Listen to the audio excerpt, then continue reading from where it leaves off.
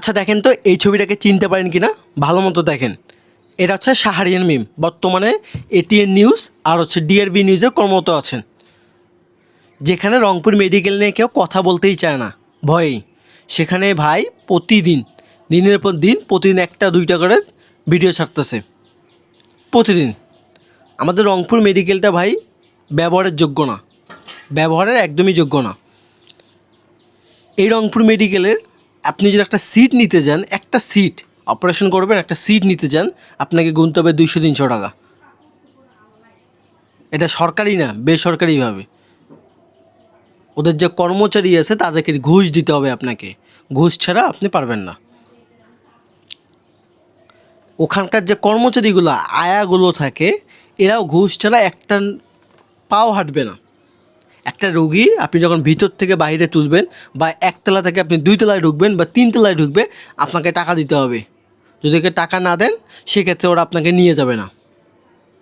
ওখানকার খাবার নিতে গেলে আপনাকে টাকা দিতে হবে। আমি নিজে সাক্ষী। আমার মায়ের অপারেশন করতে গেছিলাম, তখন আমি নিজে সাক্ষী। আপনি ওখানে ভাত নেবেন, তরকারি নেবেন, আপনাকে টাকা দিতে হবে। কিন্তু সরকারিভাবে এটা একদম ফ্রি। কিন্তু ওখানকার যারা কর্মচারী থাকে এরা টাকা নেয়। আরও মজার বিষয় বলি, আপনি ওখানে যদি টয়লেট ব্যবহার করতে চান, আপনি ব্যবহার করতে পারবেন না। টয়লেটের মধ্যে আবর্জনা দিয়ে ভর্তি। আমাদের এই অবস্থা রংপুর একটা শহরের মধ্যে, শহরের মেডিকেল, যেখানে আপনার পঞ্চগড়, ঠাকুরগাঁ, এখান থেকে লোক যেখানে শহরে আসার কথা, শহর থেকে মানুষ যায় বাইরে চিকিৎসা নিতে। এটা করুণ দশা।